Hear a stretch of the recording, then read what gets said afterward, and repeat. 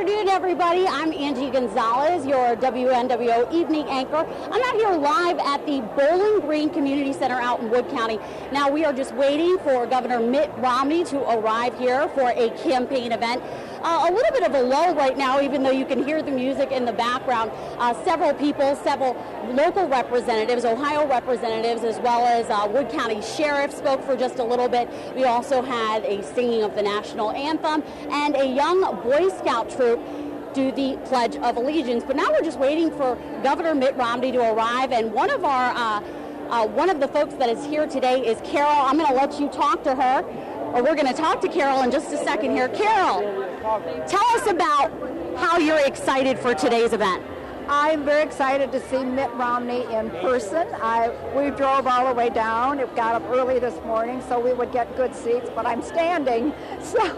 But yeah, we're really excited about seeing him, and we think he'd be really good for the economy, because that's what this country needs, is someone who's familiar with and friendly to the businesses that actually generate jobs in this country. Do you have a business in the area? Yes, we do. Yes. Tell me what you do. We have Haas Bakery in Oregon, Ohio, in Toledo, up in Lucas County. Now, why do you think that Mitt Romney would be better for your business than the current president? Because I think that Mitt Romney, I believe that he understands what it means to operate, own, pay the taxes for, operate, do the payroll for a business. I think he has a much better idea on how that's done than our present president. All right, Carol, thanks so much. Of course, we're going to be covering this event for you today. Carol's just one of the many people here. I'd say there are about 600 to 800 people. Just before we came in to the event, we were actually bussed in from the Wood County Fairgrounds, where there are about 100 people waiting just to get onto a bus to come over to the Bowling Green Community Center. We're in the gym, though, so thankfully air-conditioned in here. Folks did have to wait a little bit in the heat to get onto the bus. Again, this is Mitt Romney's 13th visit to Ohio. This is, of course, a very important state, characteristically a swing state in any election for him. This is what they're calling a victory town hall. This BG event was added actually second to a Toledo event that was hosted earlier today. It was a luncheon at the Toledo Club where visitors or patrons or donors, that is, were asked to donate between $10,000 and $100,000, depending on whether they wanted to attend a luncheon and a photo op at the Toledo Club with Governor Mitt Romney. Now, of course, as I said earlier, he did have a few people speak on his behalf, talking about the economy. Of course, that's going to be one of the big issues. We're going to make sure to tune in at 6 and 11. We're going to have an interview with Mitt Romney as well. I'm going to be able to ask him some of the questions that you guys have been sending me on Facebook and to WNWO. Now, take a look at the room. We were just telling you, there are about 600 to 800 people here. This was an event that was free and open to the public, and a lot of the people here are just thankful that they're able to get into the event. A lot of these people say that BG is small town America, and they're just happy to see a presidential hopeful show them that they are really a part of the American way. These people are excited to hear Mitt Romney speak. Of course, a lot of them want to talk about the economy, and they're hoping to hear those kinds of things from him. Again, I was telling you that Randy Gardner was one of the people that spoke today. The Wood County Sheriff was another person that came and spoke. Lots of people here in attendance as well. John Stainbrook, who's from the Republican Party here in town. We also have several other people in the crowd here that we didn't quite get to talk to just yet, but we're hoping to have them for 6 and 11 o'clock tonight. Now, just one more quick thing. President Obama was recently in the area. You may remember just a few days ago, he was in Maumee making a stop, and then he made a trip east. We have yet to see whether Romney's going to be coming back to this area, but of course, we certainly want to see what happens there. Of course, you can stay tuned to WNWO News at 6, News at 11 for the latest on Romney's visit to Northwest Ohio. But we're also going to be posting this on our website, northwestohio.com. You're going to make sure to want to tune into that. I believe we're going to head back to the studio. There is some severe weather that's going on in Northwest Ohio right now. Oh, we're going to stay with me. All right. Just some really quick things. We were telling you before that we had to be shipped in from the Wood County fairgrounds. On the way into the Wood County Fairgrounds, we actually saw a small airplane that was tailing along a sign that was pretty interesting. Of course, a big topic for Mitt Romney lately is his decision not to release any more tax records to the public record. Now, the Obama camp certainly saying that he should be releasing more of his tax records, saying that, you know, full disclosure is what people are looking for. The message in the sky wrote, "Tricky Mitt, what are you hiding?" That's going to be one of the questions that I'm preparing to ask Governor Mitt Romney, the Republican presidential nominee for president, why he's not going to be releasing those tax records. Hopefully he gives me a straight answer. Another thing, before we were coming in, we did see a few protesters. I know that there was an event that we covered earlier today. The UAW spoke to WNWO about Governor Mitt Romney's visit here to Northwest Ohio. Of course, the auto industry, one of the big things that people are worried about here in Northwest Ohio. Jobs, whether or not the auto bailout was really something that Mitt Romney supported. And if he was not in support of it, would all those people have lost their jobs? All right, now I believe we're going to go back to the studio to our very own WNWO morning anchor, China Sellers, for the latest on what's going on back there in Toledo. China? Well, actually, Angie, I do want to have a conversation with you because I was at the Toledo Club earlier today at around 11 o'clock before Mitt Romney actually made his way into the club for that VIP photo reception. And a lot of the protesters were saying what you just said. The big thing was the economy and the auto bailout. So that was a big concern. And again, we'll have full coverage on that tonight at 11. So, Angie, the crowd right now, very enthusiastic. Do you have or have you seen any Obama supporters in the crowd as well? You know, I was going to mention that a little bit earlier. We saw very few people actually protesting outside the event. I think we saw 2 or 3 people holding signs outside of the event here that said, "Vote for peace." Now, let me tell you, I actually used to work for White House presidential advance when George W. Bush was in office, and these kinds of events, they're pretty good at keeping protesters off the grounds, but protesters are always allowed to be on the perimeter of the area, whatever part of the area is not secure. And you didn't really see too many people out there, so we're going to have to tune into our coverage at 6 for the latest on what you did an interview on earlier today, talking to folks that are Obama supporters. China? Yeah, you know, a lot of the people that were protesting, actually there was one Romney supporter, and she was not greeted with a warm welcome. There was a lot of controversy with her. She had to actually be escorted away from where the protesters were because she was carrying a suspicious bag, and police were unable to identify what was actually in that bag. But they weren't happy to see a Romney supporter. But as far as the Obama supporters go, they really were talking about how important it was for them to have that auto bailout, but because without that, they say a lot of their families wouldn't have been able to survive. They wouldn't have had jobs. And so that was really important for them.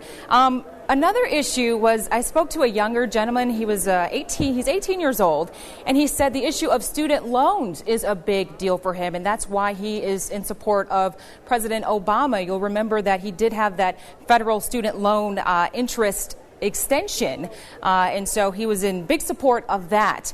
Also, some people were saying that, you know, Mitt Romney doesn't like women and his personal stance in terms of a lot of different issues when it comes to women and religion. And so there were a lot of people on all sides of the fence, really. So there were so many issues that were at hand. Also, Ohio is a swing state. We know it's very important. And also, according to the latest Gallup poll, just to talk about how close this presidential race is, at the last check, I think it's 47-45, and that would be President Obama leading Mitt Romney. So, yeah, it's going to come down to the wire, a very close race. But it's important to mention that, let's see, the Buckeye State here, it's so important because, as I mentioned, no Republican nominee has actually won the presidential bid without winning the state of Ohio. So, Angie, it's really important, but a lot of people are voting based on personal issues, but jobs and the economy seems to be the big theme. That was the big theme of the day. And I also got a chance to catch that sign, and that drew a lot of attention. So we'll have more on that tonight at 6. And I believe Mitt Romney, it's 2:05 right now. Is there any sign that he's going to be coming to the stage anytime soon? You know, we're very anxiously awaiting his arrival. So are the people that are here. But, you know, as I said before, from my experience working on presidential campaigns, you usually don't have this little lull because people get all pepped up and then there's a little bit of a lull and then they're not as excited or as excited as they would be had they just been introduced right after you had the first couple speakers talk. I want to show you the crowd once again. You were talking about how they are trying to reach out to different types of voters. Women, of course, always a big vote in the presidential election. There's a pretty good array of folks here.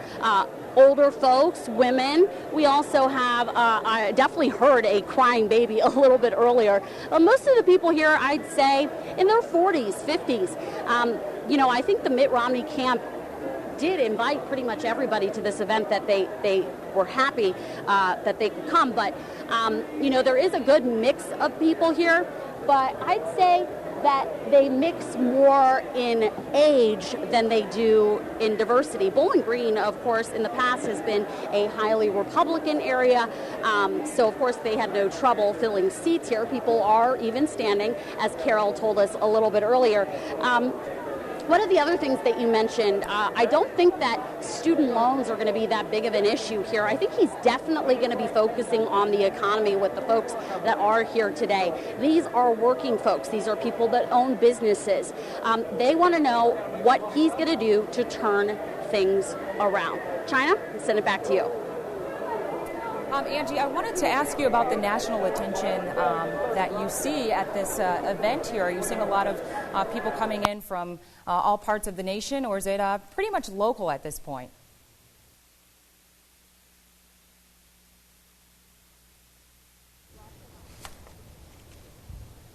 All right, and it looks like we are having some technical difficulties. We will try to check back in with Angie Gonzalez as soon as we get all the bugs sorted out. But I want to mention earlier at the Toledo Club, that reception was $10,000 per couple to take a picture with Mitt Romney, or it was $50,000 for a picture per couple, plus a luncheon. So, yeah, shelling out a lot of cash for that. Again, the event that Angie is at is absolutely free to the public. A lot of supporters there as well. Now, the Romney campaign actually announced that it has raised over $106 million in June. Now, that's compared with $71 million for President Obama's campaign.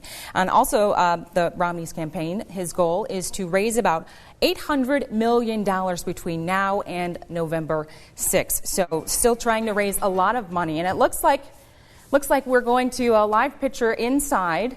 We're still waiting for Mitt Romney to take the stage. A lot of enthusiastic supporters anxiously awaiting, as we are here as well at WNWO. Also yesterday, the Romney campaign celebrated the grand opening of the Bowling Green Victory Office. We talked about that yesterday, and at the opening, Congressman Bob Latta held a special briefing on Republican efforts to repeal Obamacare. You know, that is a big issue in this election as well. Now, just to throw out some food for thought, Mitt Romney says that he is sticking to his message that the Obama administration has failed when it has come to creating jobs and the economy. So, again, the economy is a huge issue for this election. The national unemployment rate, as it stands right now at last check, is at 8.2%. And just to bring it closer to home, Ohio's jobless rate is at 7.3%. Now, Mitt Romney has been arguing that lower taxes and lower government spending will go a long way towards improving those numbers. And a lot of people have mixed opinions about that as well.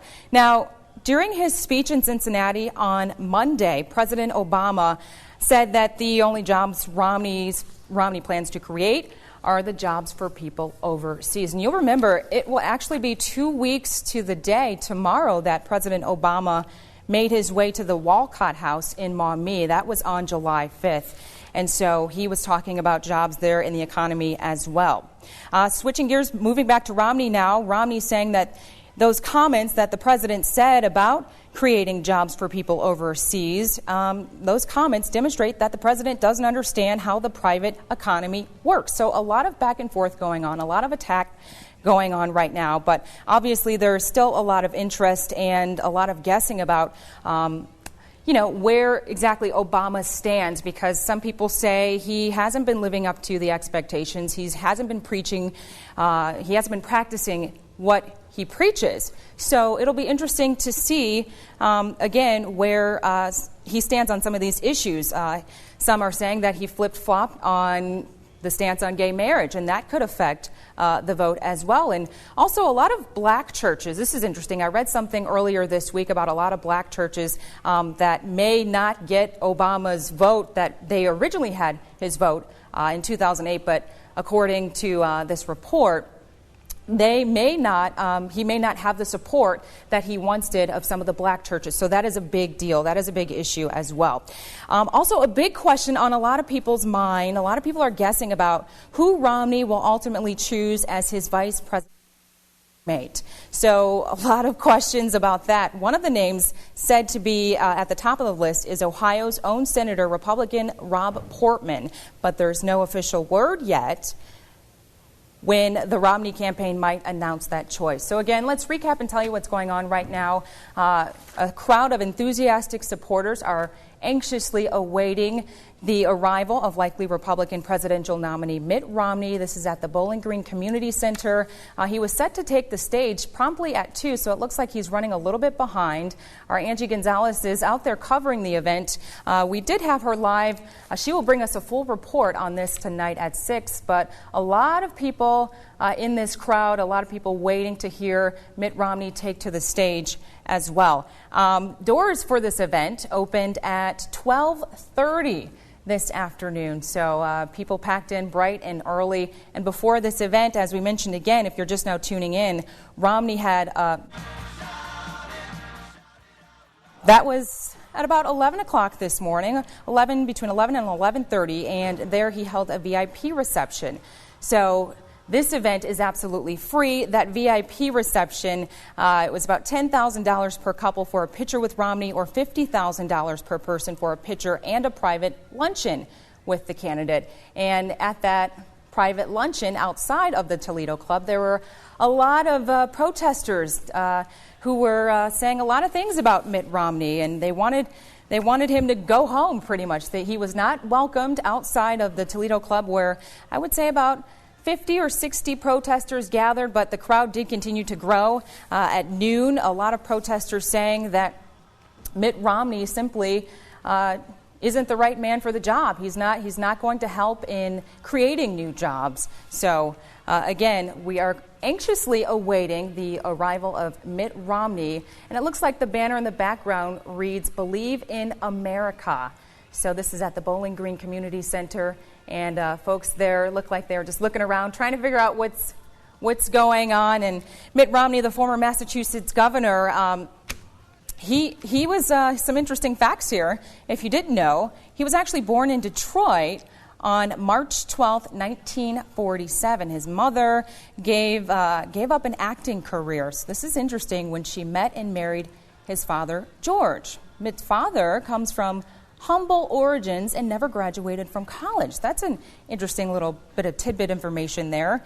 He also did an apprentice at a plaster carpenter and solid aluminum plant before beginning a career that brought him to the head of American Motors and then the governorship of Michigan. Mitt Romney married his wife, Ann, in 1969. They first met in elementary school when he was just a Cub Scout. That's sweet. He also remembers tossing pebbles at her when she rode on a horse. So lots of little personal stories there. And also when they met again years later at a friend's house, he was smitten. And it looks like the personal stories have to end, because we are going in live now. It looks like Mitt Romney is set to take the stage. We will continue to cover this live. Let's take a listen in.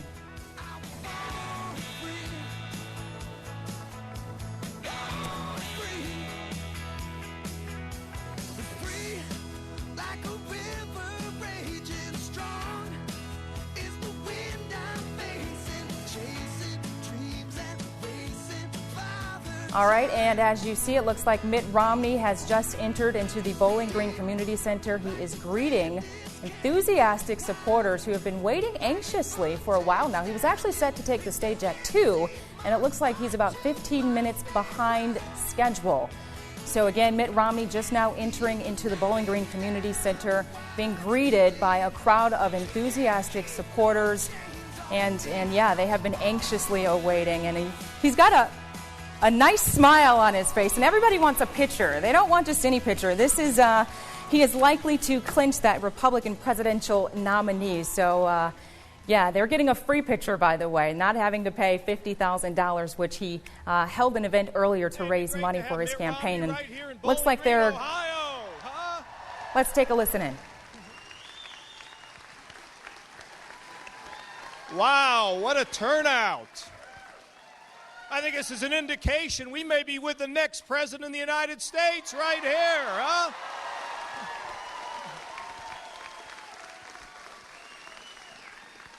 Boy, did she get it. You mean to tell me that you built your business with your own energy, your own money, and your own thinking, and the government didn't build it for you? Stand up. Stand up.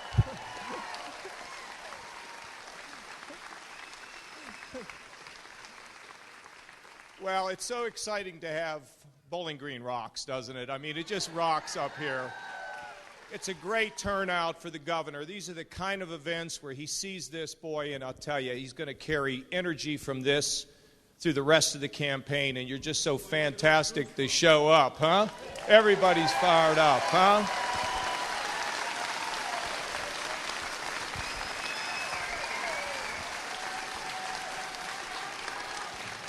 Well, you all remember the days when I was elected governor and I told everybody we're not raising taxes. We're going to build a strong economy in this state. And we had the $8 billion deficit, and we had, Mitt, 89 cents in our rainy day fund. One young kid would write a check for 89 cents to double the fund. We had lost 400,000 jobs in the last 4 years, 600,000 over the last 10. And we came in operating under a philosophy that if you can reduce taxes, balance your budget, and build a rainy day fund, that you would be rewarded. So we no longer have a deficit, and we, instead of having 89 cents in our rainy day fund, we now have $500 million in our rainy day fund.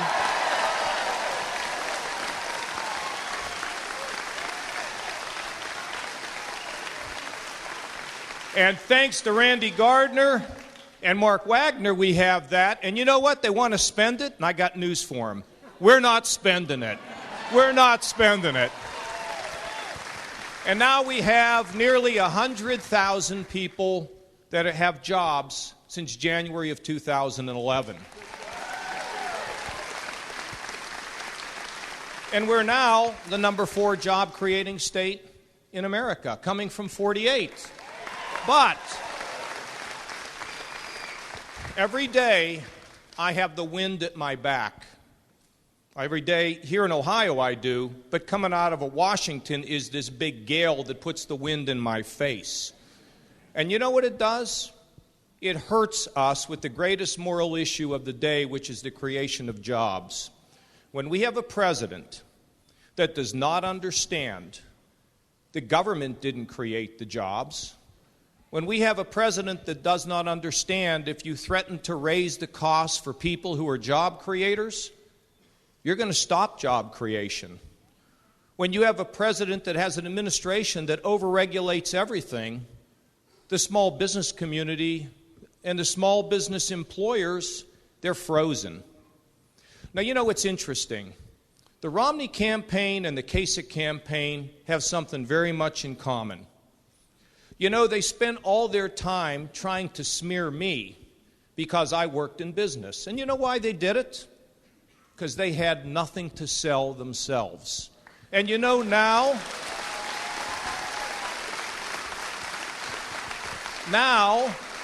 they are releasing one smear attack after another because Mitt Romney was in business and they've got nothing to sell.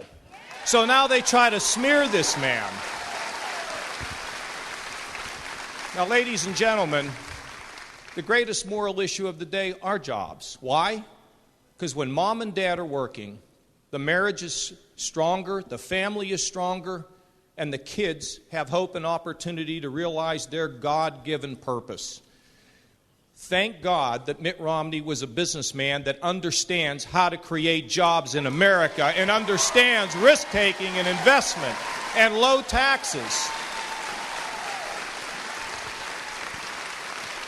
And he took those job-creating business skills into the government in Massachusetts. You talk about a wind in your face coming from that legislature. But Mitt Romney was a job creator in the state of Massachusetts and eliminated the deficit and turned that state around, taking the knowledge he had in business and putting it in the government of the state of Massachusetts. And you know, folks, I think we're about 9 days away. Is there anything more important to our souls than an Olympic Games on American soil? I don't think so. The games were collapsing. And they said, Mitt, would you come in? Could you come in and help us, because you know how to organize and you know how to create and you know how to lead. And in 2002, Mitt Romney answered the bell, and we had one of the most successful Olympic Games in modern history because of the organization and work and the character of Mitt Romney. He made it work.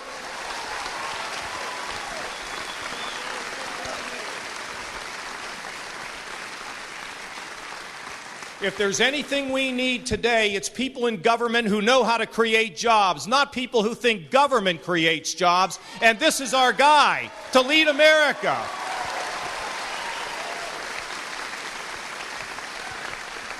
So we have the trifecta. We have a man who understands how to give that man or that woman just on the corner here in Bowling Green the tools they need to create jobs and help families. We have a man that took that experience and was successful as an executive in our government. And I don't know about you, but I'm not voting for anybody else that's never been an executive and knows how to create jobs and knows how to accept personal responsibility. I don't know about you, but I'm not voting for anybody like that. And then he showed his skills as just a terrific leader by what he did in those Olympics. Folks, it's a crossroads election. It always is. 4 more years of the same old, or do we want to restore the prosperity, the hopefulness, the greatness of our country? We can do it. And ladies and gentlemen, the man to do it is Mitt Romney, the next president of the United States. What a job, you did it. Thank you, Governor. Wow, what a welcome. Thank you. Thank you so much. Wow. Bowling Green, this is fabulous. Thank you. Governor Kasich, what a friend. Thank you.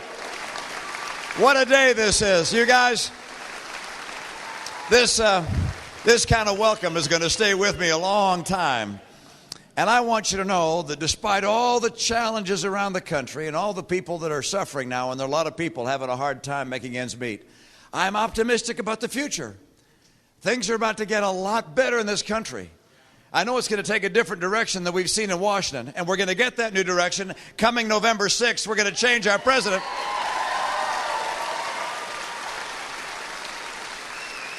But my optimism flows from what's happening in states like this one, by the way, where people who believe in common sense principles, like holding down spending, balancing budgets, keeping taxes as low as possible, putting in place business-friendly legislation so that you encourage businesses to come back and to add jobs here. These principles are working in Ohio. And by the way, I was on a bus trip a few weeks ago, you may have seen, across Ohio, Pennsylvania, Michigan. I was in Indiana, Wisconsin.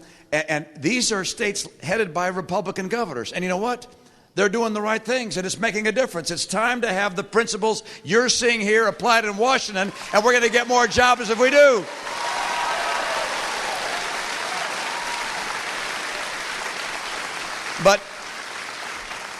But for too many Americans, these are tough times.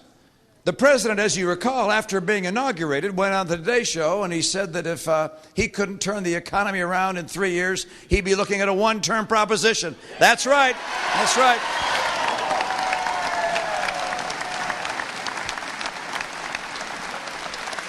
He has not done the job he said he was elected to do. He put all of his energy and attention in putting in place a whole series of liberal policies, and they're not helping. He says, look, just let them have more time. More time won't make things better.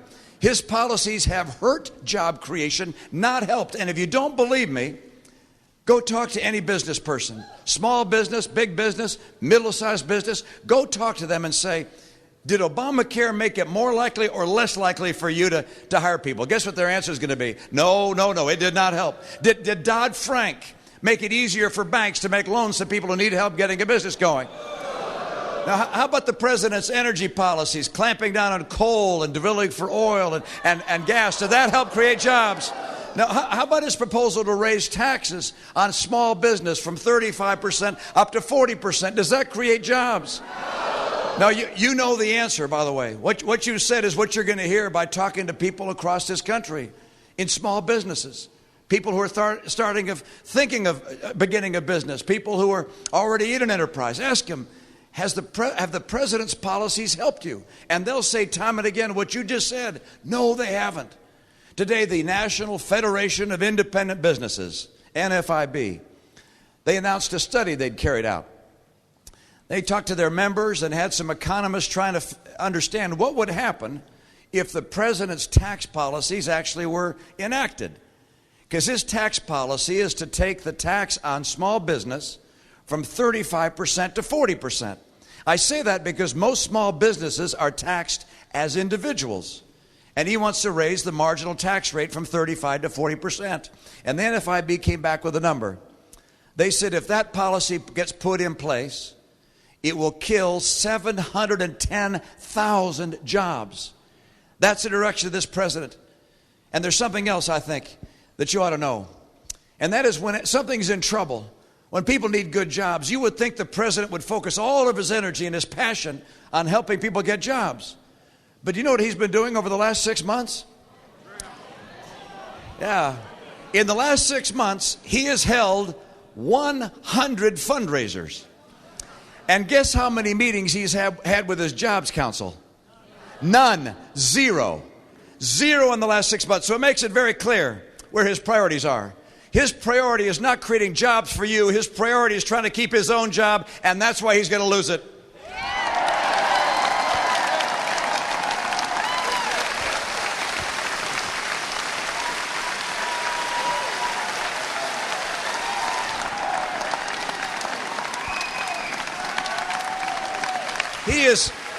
He is simply out of touch with what's happening in this country. And he's out of ideas. He's offered no new ideas to get the economy going other than to send out another bailout to states. Do you want another bailout, Governor? No. The Republican governors aren't looking for another bailout. He's out of touch. He's out of ideas. He's out of excuses. And that's why in November we got to get him out of office.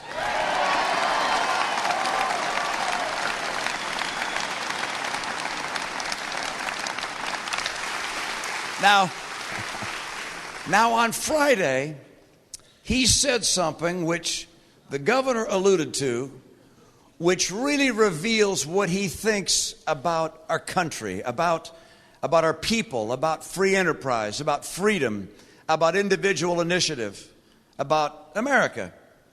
And you've heard it already, and I've seen some signs that reference it. I just want to say it exactly as he said it. Speaking about small business and businesses of all kind, he said this: if you've got a business, you didn't build that.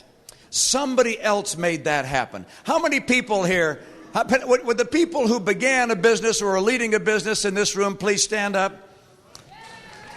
Wow, thank you. Thank you.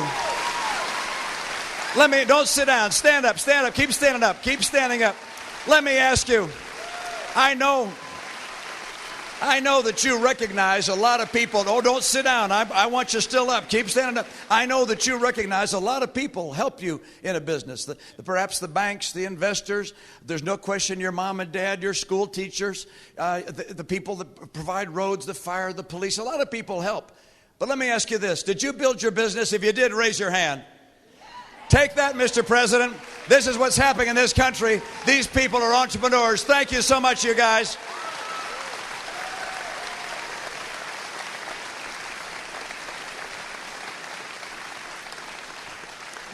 By the way, there are a lot of people in government who help us and allow us to have an economy that works and allow entrepreneurs and business leaders of various kinds to start businesses and create jobs. We all recognize that. That's an important thing. Don't forget, by the way, government doesn't invent those people out of thin air. We pay for those people with our taxes. We're paying for those resources that we receive.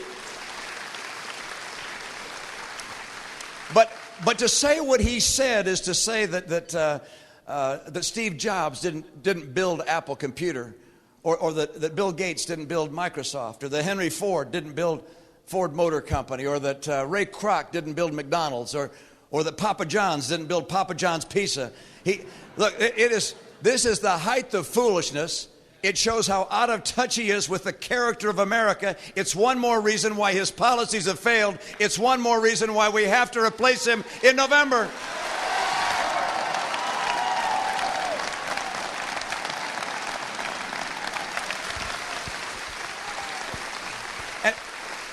And by the way, for all those in this room who didn't start a business, and that's the great majority of people in our country, I hope you understand that the logic of what the president said extends to all of you.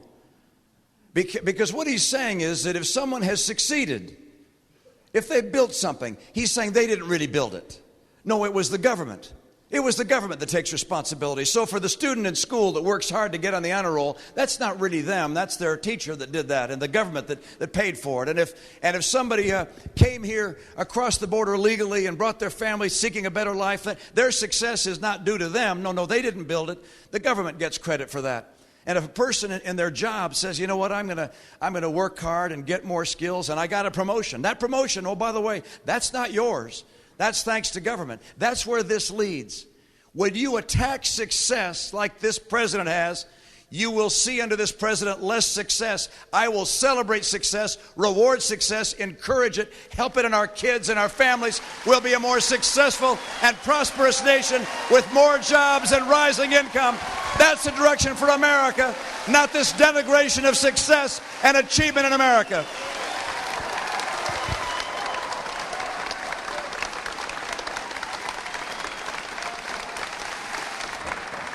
You know,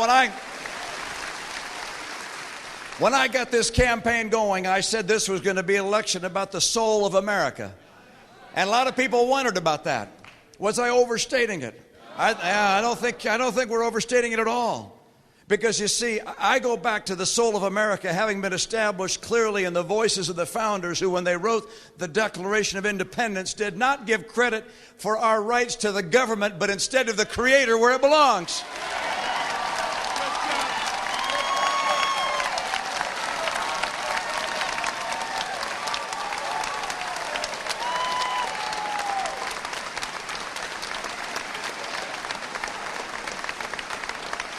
And among the rights given to us, not by government, but by our Creator, are our right to life and liberty and the pursuit of happiness. People in this country are free to pursue happiness as we choose. We're not limited by the circumstance of our birth. This idea of criticizing and attacking success, of demonizing those in all walks of life who have been successful, is something which is so foreign to us, we simply can't understand it. I was with Marco Rubio the other day at a rally like this,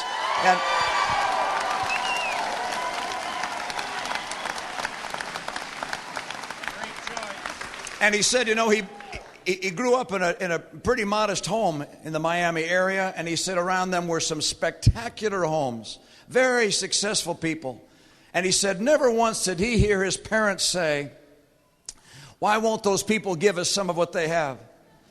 Instead, what they said was, aren't we lucky to live in a country where if you work hard and get an education and take a risk, someday you might be able to achieve that yourself. That's the way America works.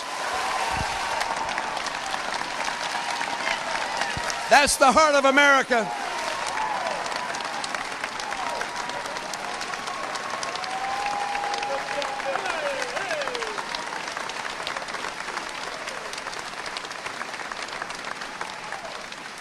Barack Obama's attempt to denigrate and diminish the achievement of the individual diminishes us all. We all, of course, recognize the power of all of us working together. We're a united nation. He divides us.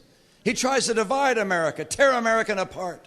He tries to diminish those who've been successful in one walk of life or another. It's simply wrong. It is not the right course for America's strength. We need to draw on the people of America individually, collectively, so we can overcome the challenges we face. And I know we're going to do it. I know how to get this economy going, by the way. The governor said,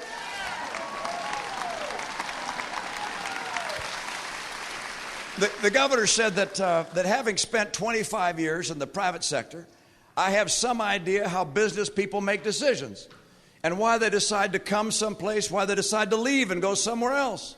And based upon that, I've got 5 things I'm going to do that are going to get this economy going again in a hurry, in a big way. We're going to surprise the world. And by the way, it's not based on a philosophy that says that government is the source of all the answers. It's based on a recognition that free people pursuing their dreams, taking risk, and building will get American jobs again.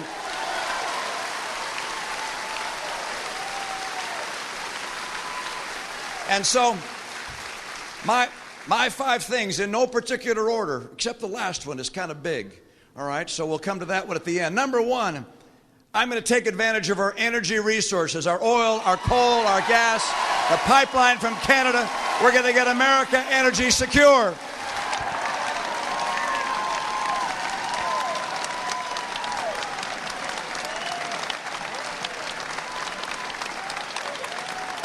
This president's done almost everything in his power to make it impossible to mine coal, to use coal. He's held off on the development of our oil resources. He's tried to have the federal government insinuate itself into the production of natural gas. What he has done has not made it easier for people in the energy industry, and that's harmed the American consumer, and it's meant jobs have left to go elsewhere where energy is less expensive and more abundant. And I'm going to change all that. We're going to get ourselves energy secure. I'm also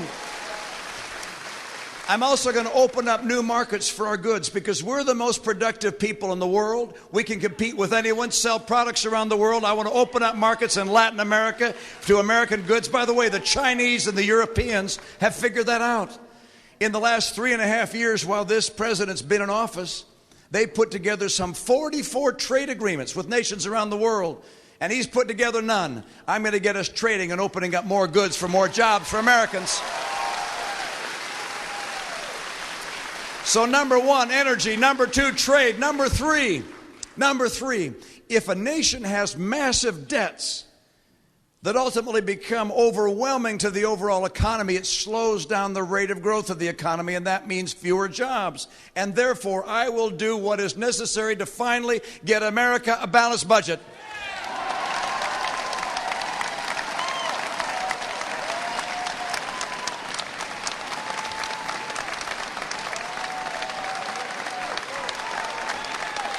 This president said he'd cut the deficit in half. He's doubled it.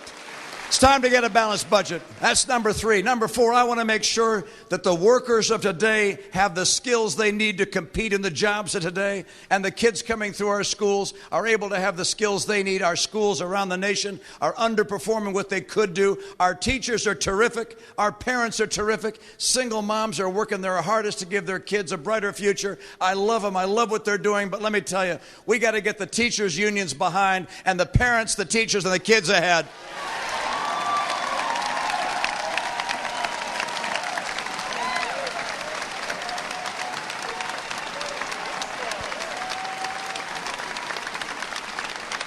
Now, I said 5 points: energy, trade, balancing our budget, and giving our kids and the adults in our society the skills they need. There's one more, and that is we have to restore economic freedom in this country. And you see, America's economy runs on freedom. It is not driven by government. It's driven by free people pursuing their dreams. And so we've seen during this presidency one step after another that's made it harder for people to see freedom in enterprise here. We raise taxes on small businesses. That's got to end. We got to keep them down, lower them. We add regulation at a rate 3 times higher than the last president. This Dodd-Frank piece of legislation is killing small banks. We've also seen healthcare costs go through the roof. That's making it harder for small business. We have labor policies that in many cases are not fair to members of our working community and to their employers. These things have to change. I want to restore economic freedom because I've seen what it'll do. As I've gone across the country these last couple of years, I'm just blown away by the entrepreneurs and innovators in America. I saw so many here stand up as they showed their commitment and their work in putting a business together. I met a guy today in Toledo. He began a business, $1,000 and a mortgage on his house, second mortgage, and he began a business. It now employs 30,000 people. Just amazing.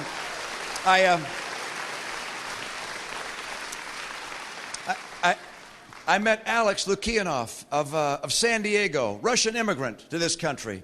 Got some back issues. He looks at how back surgery is done, thinks he has a better idea for how to do it, invents a product that surgeons can put in to help people with back problems. Now that little business has $900 million in sales and employs 1,200 people. I met someone you may know, a neighbor from Illinois. Well, it's not exactly a neighbor, but one state over. I met a guy from Illinois, Jim Leotone, and Jim didn't do so well in school. He was second from the bottom in his high school class. His dad said, either you get into college or go into the military. And his son said, well, I'd like another option. I'd like to be able to borrow money from your dad to start a little business. And his dad agreed. They'd split the business 50-50 about, and if he could pay back the loan that he borrowed and with interest on it, why, he could go on with his business career. And so he loaned him the money. And then Jim found out that with the money he got, he couldn't begin to open a restaurant because it costs a lot more than he thought. I mean, just to put in a griddle, to make the hot dogs and the hamburgers and the venting hood and all that, it costs a lot more money than what he was able to get from his dad. And so all he could make was sandwiches. So he worked out of the garage and made sandwiches and then delivered them to people. Now, this little idea that he fought for and that he risked for, and without thanks to the government for having built it, this little business is now known as Jimmy John's. And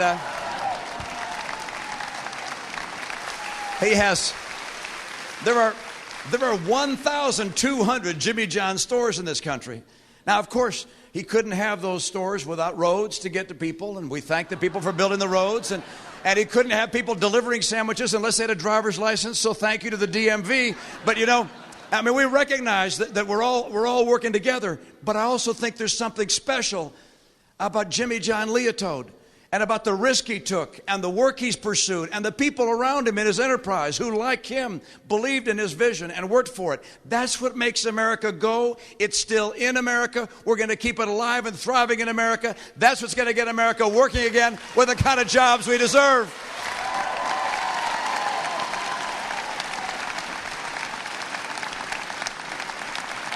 I see there's some fun signs here. What does that say? I built my own business. Exactly right. Up there. Even Chicago wants Mitt. How's those green jobs, Obama? Outsourced. Ohio for small business. Let's see. More Obama equals less job creation. These are fun. I created my business, not the government. These are fun signs here. You guys in back can't see them. But those who made those signs, thank you for reminding us who it is in America that creates jobs.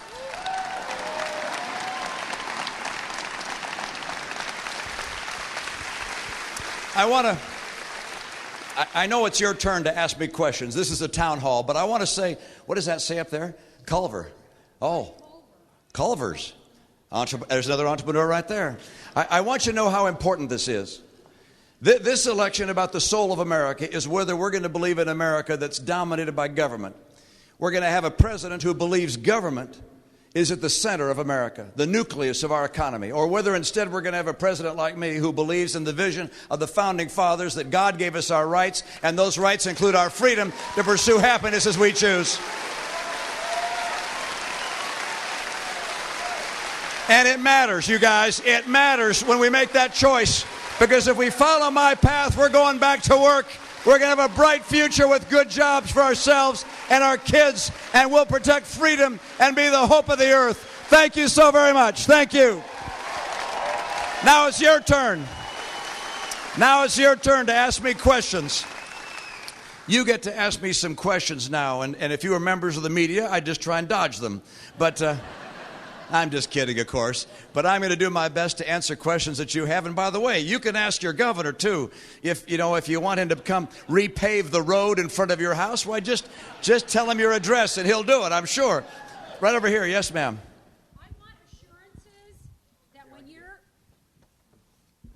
I want assurances that when your 8 years as president is over and the ship heading towards Niagara Falls is starting to turn around, we need a conservative vice president. I don't want to fight the Washington establishment to take this country back. We need you to have your ear to the Tea Party that brought 2010 elections for the Republicans.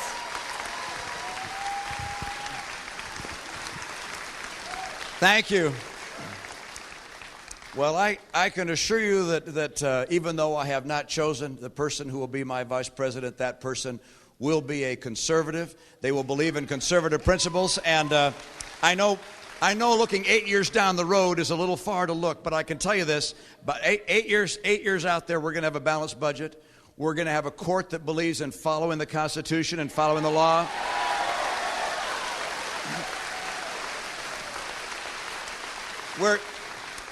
We're going to have the world surprised at how dramatically America's economic comeback was and how many good people see good jobs again. We're going to see America almost at the point of being energy independent, meaning North America, that we in Canada and Mexico are able to live with our own energy and don't have to import it from anywhere else. We're going to see our schools finally offering to our kids and their parents the choice of where they'd like to go to school, and our kids will be among the best educated in the world. We got a lot of work to do between now and 2008. Excuse me, 2008. That was backwards. Between now, let's see, 8 years from 2012, 2020, 2020. It's a perfect vision into 2020. Thank you for your question. Yes. Hi, Mitt. It's good to see you again. Good to see you. You can give her the microphone. That's all right. I wanted to tell you about my son. He is the epitome of what you've been speaking about all week. He created his own business with his own idea. He used to be a VP with a different firm. I can't say who. And he has a string of stores. And because of this awful economy that Obama's created, now he has had to lay off people. And he may have to close some stores. And it's all because of what this monster has done to this country. We have to have you as president. That's not a term I would use, but I can. I'm an angry mom. You're an angry mom. Good. You have every right to be angry. Women drive the economy, like your wife said. Yeah. And this happens to be a ladies' apparel. And women do the shopping there, and all of them are saying, they don't have any money. Yeah, look, I agree with you. And he's my son. I raised him. He went to Ohio State, summa cum laude. I'm very proud of him. He did it on his own. He's got a family, and he's taken a risk. And this guy in the White House has no business to try to destroy what he's created. Thank you. One, I give your son great credit for taking the risk and for employing other people. That's a terrific thing to do. I also recognize that the Obama years have not been good years for business, with very few exceptions. By the way, one of the exceptions is if you happen to have been a large campaign contributor to the Obama campaign, why, you may have found yourself able to receive a government guarantee or loan. There have been some like Solyndra, Fisker, Tesla, others that have received $500 million each. It's only coincidental, by the way, that these are contributors to the Obama campaign. And not all of them have done very well. Solyndra, you know the answer to there. Fisker makes electric cars, and we loaned them $500 million. When I say we loaned them, I mean taxpayers loaned them $500 million. And guess where they make their cars? Finland. Yeah, Finland. So the Obama economy has not been good. I think by the way, it's not because of who the president is at his heart. It's because of what he thinks is right. Liberals have a very different view about how the economy works. He revealed the way he thinks. He really does think that it's sort of a collective government effort that somehow makes us all economically successful. That's just not right. Ronald Reagan used to say it. He said effectively these words. He said, it's not that liberals are ignorant. It's just that what they know is wrong. And what he's done has been wrong for helping your business. And if I'm president, I'll go to work every day to make sure our economy comes back. Thank you. Right there. Hi. Hi, Governor. Welcome to Bowling Green. Good to have you. I'm a home builder, 42 years in business, and home building has been ground zero for this recession, as you probably know. Many of the people in this room have seen their property values drop 20 to 40%. I've done 3 subdivisions here in Bowling Green, and I put the streets in, and then I give them to the government. Okay? I hope you get credit for that, by the way. Yeah.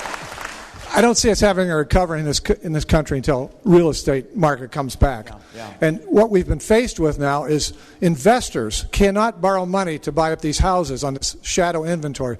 The Wall Street Journal says there's a 9.5